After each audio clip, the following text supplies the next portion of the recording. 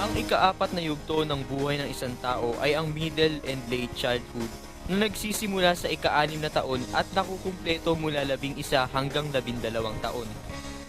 Ang isang batang nasa elementarya ay tumataas ng 2 hanggang 3 pulgada kada taon. Ang mga batang babaeng nasa ika-11 taon naman ay tumataas ng halos 5 talampakan, gayon din ang isang lalaki. Ang kanilang mga hita ay humahaba habang ang balakang ay lumiliit.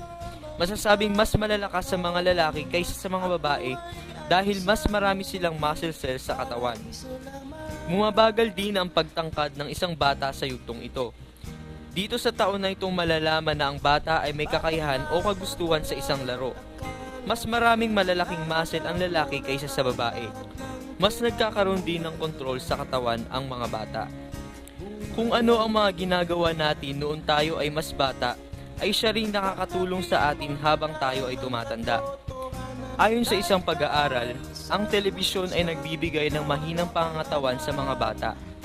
Ang batang madalang manood ng telebisyon ay mas malakas ang katawan kaysa sa mga batang laging nanonood ng telebisyon. Ngunit maraming magulang ang may mas gusto pang manood na lamang ng telebisyon ang kanilang mga anak kaysa makipaglaro sa ibang bata. Sa yugtong ito pumapasok ang concrete operational stage ng cognitive theory ni John Piaget. Dito ay mayroon ng kakayahan ng bata na makita ang pagkakaiba-iba ng mga bagay-bagay at ang relasyon ng mga ito sa bawat isa. Ang memorya ay tumataas na sa yugtong ito.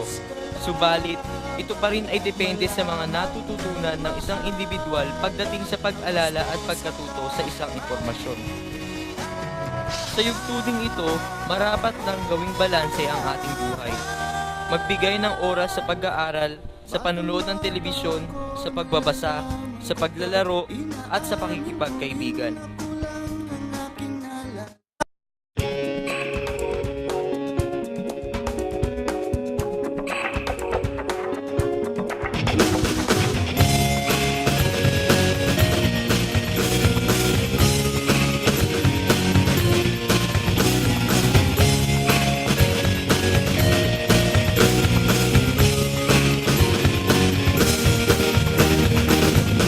Ang ika-5 yugto ng buhay ng isang tao ay ang adolescence.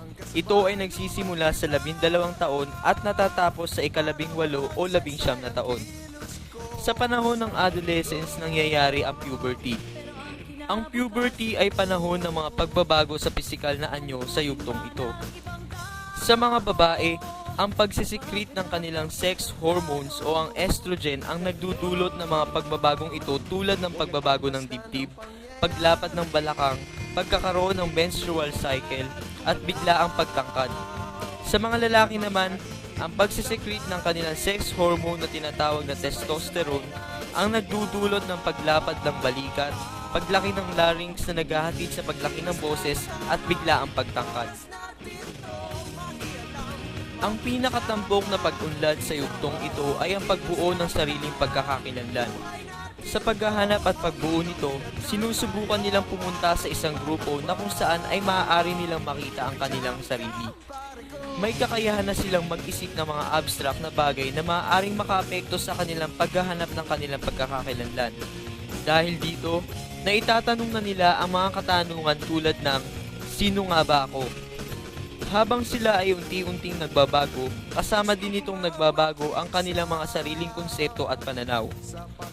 Habang mas nauunawaan nila ang kanilang mga sarili, mas nagiging maalam sila sa kanilang emosyon at pakiramdam at kung paano nito naaapektuhan ang kanilang pang-araw-araw na buhay. Buhat nito, maaari nilang mabago ang kanilang sariling pagkakakilanlan.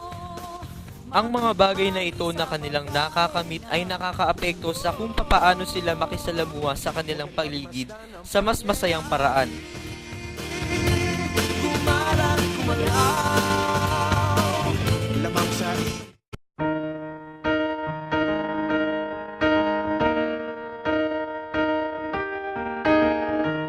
Where is the moment we need it the most? Ang ika-6 na yugto sa buhay ng tao ay ang early adulthood na umaabot mula 18 hanggang 40 taon. Ang pisikal na katangian sa panahon na tinatawag na early adulthood ay masasabing nasa pinakamataas at nasa kritikal na bahagi. Ang mga pagbabago na nagaganap sa pisikal na katangian ng isang individual ay nagiging mabagal na ang pag-usad. Kasabay ng mga pagbabagong ito ay ang pagbaba ng mga pisikal na kakayahan na nagbubuhat sa pagbaba ng resistensya upang mamuhay at gawin ang mga pangkaraniwang ginagawa sa pang-araw-araw na pamumuhay. Sa cognitive development ng early adulthood, ipinapaliwanag ang paggamit ng mga kaalaman ng young adults sa pagkamit nila ng mga pangmatagalang layunin tulad ng karir. Lahat ng ating mga nalalaman tungkol sa career development ay nagbubunsod na dapat ang mga young adults ay maglakbay sa iba't ibang uri ng karera na pinagpipilian. Sa panahon ngayon, napakahalaga ng mga katangian ng isang naghahanap ng trabaho. Dapat ay magaling sa oral communication skills, interpersonal skills at teamwork skills. Ang parenthood ay isa sa mga importanteng gampanin ng mga young adults. Inihahanda nila ang kanilang mga sarili sa pagkakaroon ng sariling anak. Ngunit maaari namang maging isang krisis ang parenthood. Ito ay dahil sa kinakailangan nila ang bahagyang pagbabago sa mga pag-uugali, paniniwala at maging ang mga dati-dating kinagagawian. Ngunit dahil sa nagiging mature ika nga ang pag-iisip ng mga young adults, maaaring ang krisis sa parenthood ay maiwasan.